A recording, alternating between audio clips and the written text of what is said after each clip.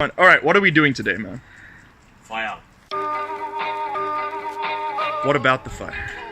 We're making a fire, and then we're gonna burn shit in it. It's gonna be good. Alright, so here we have a resident Viking. The resident forge, currently upgraded, with a second air compressor. Yeah, look at that. Dun dun dun!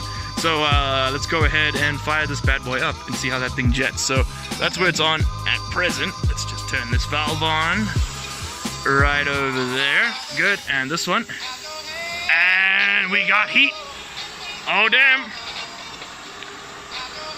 That is a lot of airflow. Whoa! We're gonna go through this charcoal real fast. Which is why we have a 40 kilogram bag of anthracite.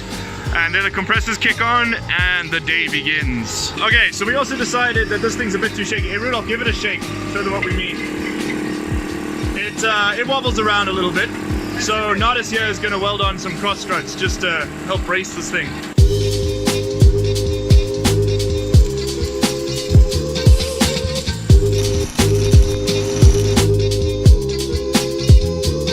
Today we're going to try and turn this into something that looks more like a dagger, as well as these two pieces of spring steel, both of which were cut and forged out of a leaf spring just like that one.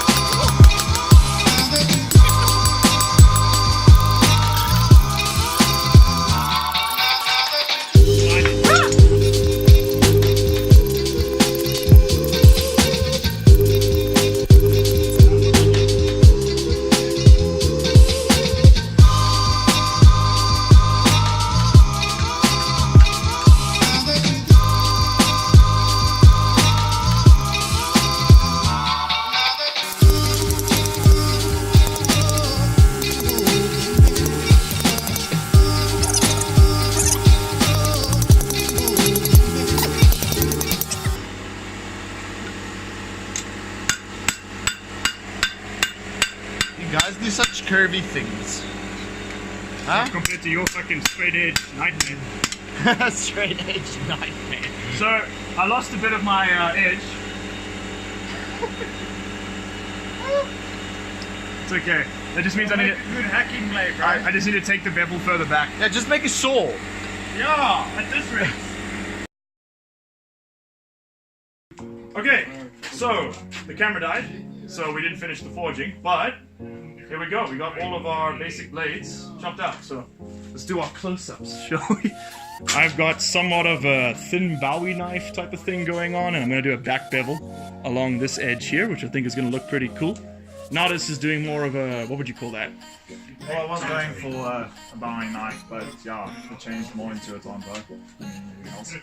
With that sort of like aggressive curve in it? Pretty much planning on taking away this entire point. Yeah. And then still going back to the Bowie knife route just with a strong curvature. Okay, just show the profile up close here.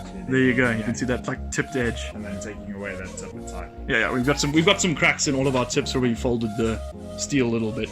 But it's not the end of the world. Okay, and Rudolph, he's got more of a sax. How do you say it? Sax or sax? Sax. There you go. Oh, this shirt's making it kind of hard to see. There you go. I'm gonna take off this edge. Straight through here. Just along there. Okay, and to do all of that, we are going to be using a bench grinder, a vise with a hand file, and then behind Nardis at the moment is a belt sander. There you go. Belt sander. Oh, and we have a disc sander down there. Okay, so I'm going to find somebody to put this camera and time lapse away.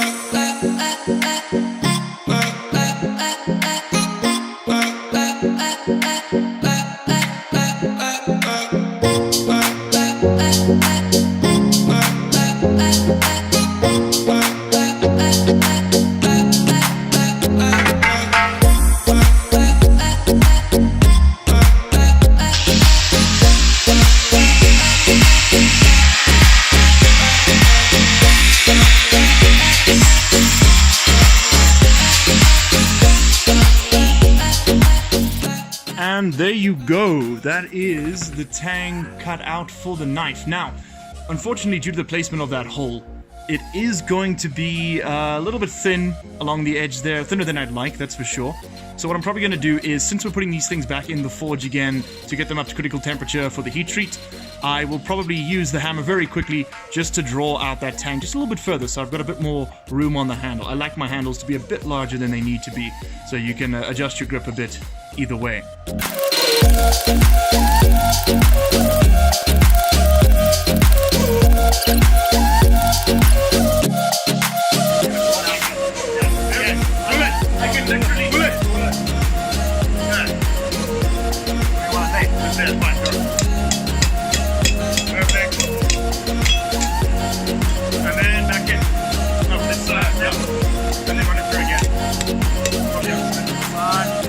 Hello from the other side. Okay, last bit again, good enough.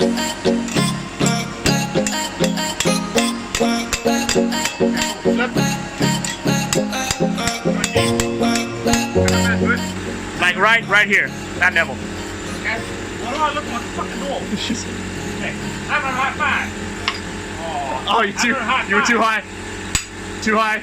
Have a high five. Yes.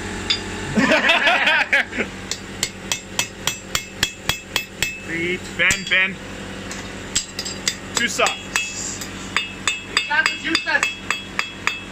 So that bend only occurs when the metal wasn't hot enough, so you haven't got that drifting temperature. Or at least what we need to drift with. I have no idea what half these words mean, to be honest. It is the Slavinator 5000. Yeah, Adidas!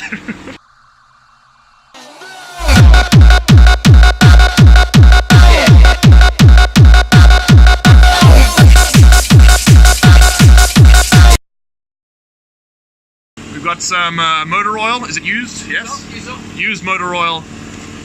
Diesel. So apparently it doesn't have gasoline contamination, which is nice. Alright, cool. So while Nardis does that, we can talk a little bit about quenching. So what we need to do, we've attached wires to the end of these blades so that we can dip them into the container without losing them in there somewhere. We need to get these up to the point where they are no longer magnetic. That is the trick, which is apparently white hot. That's sort of where we want to get it. The point where it's sort of a yellow white and a magnet no longer sticks. It's at critical temperature. You can plunge it very, very, very quickly into the oil, and we have heated the pipe up already over the coals, so the oil will be nice and warm. And shit, here's hoping that it doesn't all blow up and our knives don't crack in half. Yeah, 10, 9, 8, 7, 10, last good ball. Yeah. 6, 5, 4, 3, 2, 1.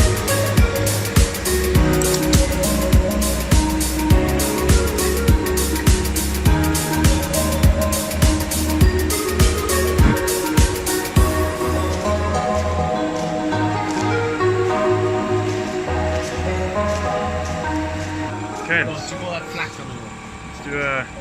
do a hardness test. That's barely scratching the surface. It's scratching, but it isn't biting. I think it's still the oil. No. Maybe. Well, look, whether or not that was a perfect quench is definitely a lot harder than it was. Just don't hit it. Yeah. That's a lot harder than it was. Okay, so here are the knives. Well, Nardis is still quenching his. These ones have been quenched and we've wiped off most of the oil. As you can see, quite a lot of the oil actually sort of ate its way into the surface of the knives, which is quite cool. Rulof and I are now going to polish up these so that we can get not a mirror finish, but a clear finish, so that when we try and do the temper, we can sort of get a better gauge of the colors. Because right now it's going to be sort of impossible to see what's going on there. So, back to the belt sander. Place your knives upon the anvil. Okay, so we have 3 blades. Forged, quenched, heat-treated, carved, polished to a point, and I guess, what, sharpened a little bit? Yeah? Yeah, pretty much. All coming from a piece of leaf spring. Just like that. I think that that deserves a hammer 5, everybody. Get a hammer. We haven't done the tempering or annealing on them. We haven't decided which one we're going to go for, so that's going to be left until another day. But for now, hammer 5.